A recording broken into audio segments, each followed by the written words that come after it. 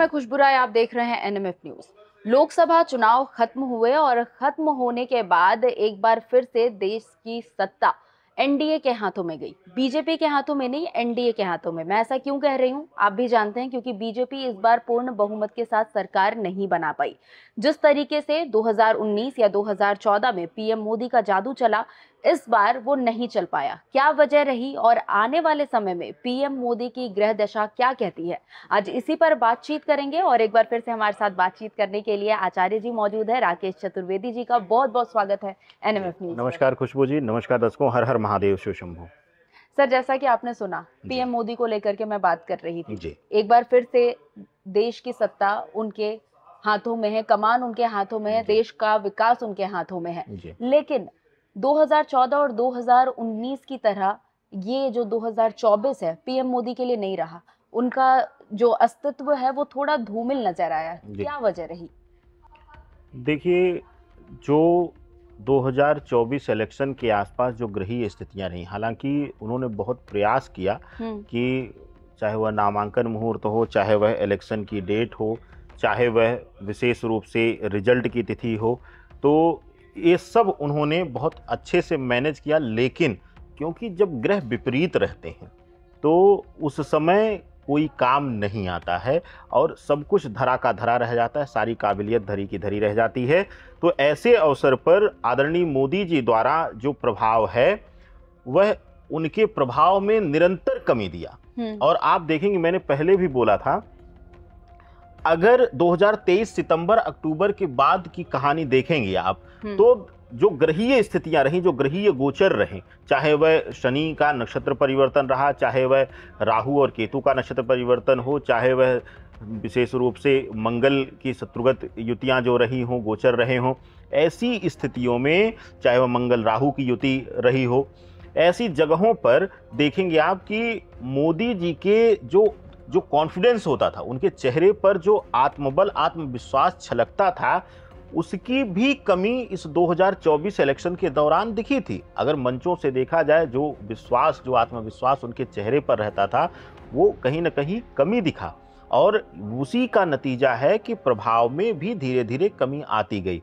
अगर आप 2024 के इलेक्शन और मोदी जी के प्रभाव की, दोनों की गणना करेंगी, तो कहीं ना कहीं, क्योंकि पूर्ण रूप से केंद्रित चेहरा मोदी जी थे, तो मोदी जी के जब प्रभाव में, उनके ग्रहों में जब कमी आएगी, जब प्रभाव में कमी होगी ग्रहीय दृष्टिकोण से, तो जाहिर सी बात है रिजल्ट में भी कमी आ ही जाएगी। खुशबू जी, जिस तरीके से हमने देखा कि अयोध्या में राम मंदिर जो है वो पूरी तरह से बना भी नहीं था, अभी वो निर्माण हो ही रहा है, उसके दूसरे तल्ले का निर्माण किया जा रहा है, लेकिन उससे पहले ही यहाँ पर रामलला को अंदर विराजमान कर दिया गया। क्या ये भी कोई वजह रही ग्रह दृष्टि को बिगाड़ने में? देखिए खुशबू जी, बहुत बड़ा विषय लेकर के आपने प्रश्न पूछा और आपके मंच पर ही हमने बोला था जिस दिन रिजल्ट आया था कि राम मंदिर को लेके, उनकी प्राण प्रतिष्ठा को लेकर के जो खेल अहंकार में किया गया, वह शायद विनाश की एक लीला रचा है। क्यों मैं कह रहा हूं? इस पे कई ज्योतिषी, कई विद्वान, हमारे भारतवर्ष का, सनातन का एक दुर्भाग्य रहा है कि ज्योतिषी और विद्वान भी शक्ति प्रधान चीजों में चले जाते हैं। जहां देखेंगे सत्ता, वहीं वो उसी की वाहवाही करने लगते हैं। मेरा बड़ा विरोध हुआ इन विषयों पर। मैंने इलेक्शन और राम मंदिर की प्राण प्रतिष्ठा से पहले भी और उस दिन भी बोला कि मुझे लगता है कि विद्वानों की एक सभा लेकर के उनके द्वारा तिथि का निर्धारण किया जाना चाहिए था कि किस दिन प्राण प्रतिष्ठा हो। दूसरी बात, प्राण प्रतिष्ठा को सिर्फ और सिर्फ इलेक्शन का एक अस्त्र के रूप में चाह करके ये लोग प्रयोग करना चाहे। जबरन साधु संतों को, सन्यासियों को इग्नोर किया गया। वहाँ पर एक भौतिक मेला लगाया गया। आप देखिए होंगी कि चैनल जो हैं वह रामलला को कम और बॉलीवुड के कैरेक्टर्स को, चाहे कह लीजिए कि टॉलीवुड के कैरेक्टर्स को, वहाँ पर साउथ के कैरेक्टर्स को, उनके पीछे पीछे घूम करके उनको दिखाने में उनका इंटरेस्ट ज़्यादा दिखा, क्योंकि सरकार ने दिखाया ही वही। मुझे लगता है कि ये जो अहम था, ये जो अहंकार था, कभी भी, खुशबू जी आपने भी यह सुना होगा, आप भी सनातन धरा से हैं, कभी भी अधूरे निर्माणहीन मकान का गृह प्रवेश नहीं किया जाता है। जी। ईश्वर को तो छोड़ ही दीजिए, हालांकि माँ भगवती की कृपा से वही जब पालनहार हैं तो उनको कौन बिठा सकता है, उनको कौन ला सकता है। लेकिन एक समय में ऐसा प्रचार किया गया और ऐसे गीतकारों को भी खूब वाहवाही, उनको सम्मान मंचों से भारतीय जनता पार्टी ने दिया गया कि जो राम को लाए हैं हम उनको लाएंगे। राम को इस धरा पर या इस धरा में कहीं भी स्थान देने का क्या हमारी आपकी कुवत है, क्या औकात है? मैं तो इसको धिक्कारता हूं, ऐसी सोच को, ऐसी चीज। राम के नाम पर आप भारतवर्ष में राजनीति में आए।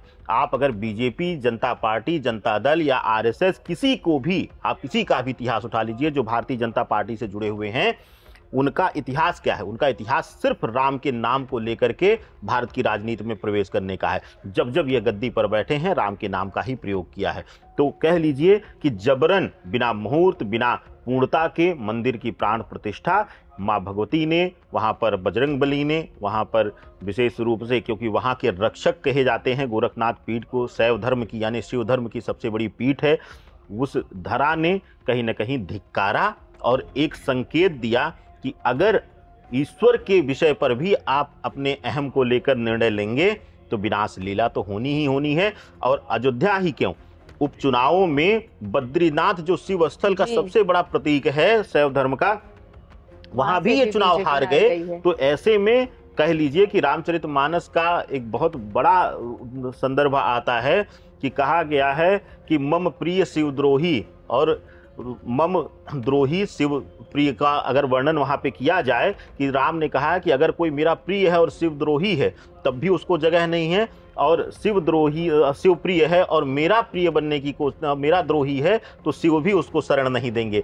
यानी कि दोनों पूर्णता का प्रतीक है, तो दोनों ने ही नकार दिया है। तो समझिए कि ये एक इनको संकेत है, अगर ये नहीं सुधार करते हैं तो इनके लिए आगे आने वाले समय में और मुसीबतें आएंगी और यह पतन की तरफ जाएंगे।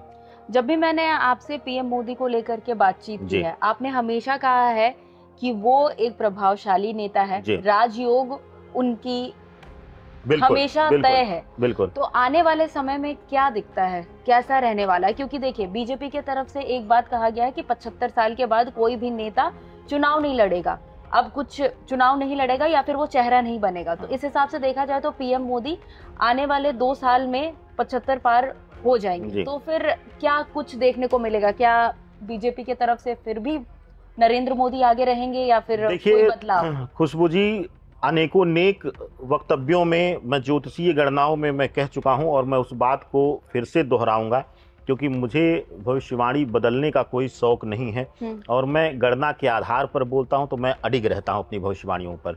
2020-2021 में भी मैंने बोला था कि 2024 का इलेक्शन मोदी के लिए अब उनके प्रभाव के पतन का समय आ गया है। तो उसका उदाहरण आप सबने रिजल्ट के दिन देख लिया है। जो लोग आंख बंद करके, कुछ ज्योतिषीय ज्योतिर्विद लोग भी खूब दावा दे रहे थे, 422, 420, 417 रिकॉर्ड तोड़ने की बात हो रही थी। मुझे लगता है कि उससे दूर दूर तक कोई मेलजोल नहीं रहा आंकड़ों का। और दूसरी चीज कि मोदी, ठीक है, राजयोग था।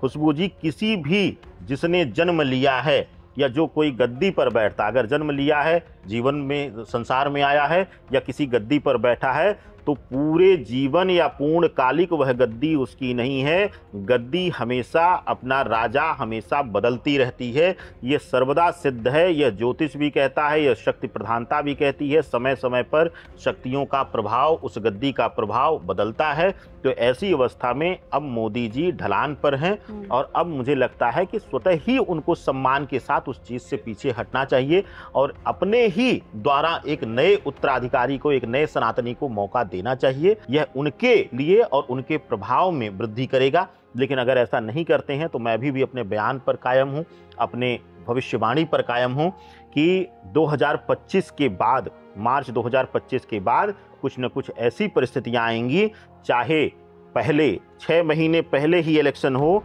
लेकिन चाहे 6 महीने पहले ही इलेक्शन कराना पड़ जाएगा, या फिर मोदी को बीच में ही गद्दी से हटना पड़ जाएगा। मैं इस भविष्यवाणी पर अभी भी कायम हूं और अंतिम समय तक कायम रहूंगा। खुशबू जी, बिल्कुल। तो एक बहुत बड़ी बात कह दी है आपने यहाँ पर, और लगातार विपक्ष भी ये बात बोलते रहते हैं कि सत्ता परिवर्तन होगा तो कार्यकर्ता तैयार हो जाए। बीते दिन लालू यादव का एक बड़ा बयान सामने आया था, उन्होंने कहा था कि अगस्त में सत्ता जो है वो परिवर्तन होने वाला है, तो जितने भी लोग हैं वो सब तैयार हो जाए। और आगे जिस तरीके से अब देखते हैं, मैं ये जानना चाहूंगा, आपने बोला कि 2025 के बाद, लेकिन 2025 में अभी भी चुनाव होने हैं तीन राज्यों को लेकर बात करूंगी, झारखंड, महाराष्ट्र और हरियाणा। वहां पर पीएम मोदी का चेहरा उसी तरीके से कार्य करेगा जैसा पिछले चुनाव में कर चुका है? एकदम नहीं, एकदम से अब प्रभावहीन है। और खास करके क्षेत्रीय चुनाव में, यानी विधानसभा चुनाव या क्षेत्रीय चुनाव में, तो अब बिल्कुल भी असरदार नहीं रह जाएगा। और यही एक कारण है कि मुझे लगता है कि तीनों बड़े राज्यों में चुनाव में बहुत हद तक जो है वो Bharatiya Janata party performance wise पीछे रहेगी, या कह लीजिए सत्ता में आने से पीछे रह जाएगी। सर, आखिरी सवाल, विरोध को लेकर के बात कर रहे थे, सत्ता परिवर्तन पर बात कर रहे थे, 2025 के बाद कुछ ऐसी परिस्थितियां बनने की आप बात कह रहे थे जी। मैं ये जानना चाहूंगी कि क्या कुछ गलतियों को सुधारा जा सके ताकि ये सरकार जो है 5 साल तक चले? देखिए, गलतियों का सुधार का कई विषय हैं, जैसे कि अपने जो मूल कार्यकर्ता हैं, जो मूल संघर्षरत रहे हैं, जो स्थापित करने में भाजपा को मुख्य योगदान दिए हैं, उनको स्थान देना, बाहरी लोगों को बहुत ज़्यादा सत्ता के करीब रखना, उससे दूरी बनाए और उनको अलग स्थान दें, अपने लोगों को स्थान दिया जाए सर्वोच्च। और बहुत महत्वपूर्ण बात खुशबू जी, कि केंद्र में बैठे 2 या 3 जो मुख्य चेहरे हैं, वो अपने अहम को त्याग करके अपने क्षेत्रीय इकाइयों को उचित स्वाधिकार दें, जिससे कि स्वतंत्र रूप से राज्य स्तर पर सरकारें काम पर कर पाएं और धर्म को लेकर एक सकारात्मक लहर फैलाई जाए, ना कि एक सिर्फ और अहम की और एकदम से कट्टरपंथिता की। धार्मिक चीज़ों को लेकर जो है वह उसकी जागृति के लिए काम किया जाए, और साथ ही साथ अहम को, अहंकार को त्याग करके अपने सहयोगी संगठनों को, पुराने संगठनों को, अपने पुराने लोगों को उचित सम्मान भारतीय जनता पार्टी के नेताओं द्वारा दिया जाए। बिल्कुल, बहुत बहुत शुक्रिया आचार्य जी हमारे साथ जुड़ने के लिए। तो यहाँ पर नरेंद्र मोदी को लेकर हम बातचीत कर रहे थे और काफ़ी अहम बातें कही गई है आचार्य जी की तरफ से। देखने वाली बात होगी कि 2025 के बाद क्या यहाँ पर सच में परिस्थितियाँ बदलती है, क्या बीजेपी और खासकर नरेंद्र मोदी के लिए ये सरकार चलाना मुश्किलों भरा रहने वाला है। फिलहाल इस खास वीडियो में बस इतना ही, मुझे दीजिए इजाज़त, नमस्कार।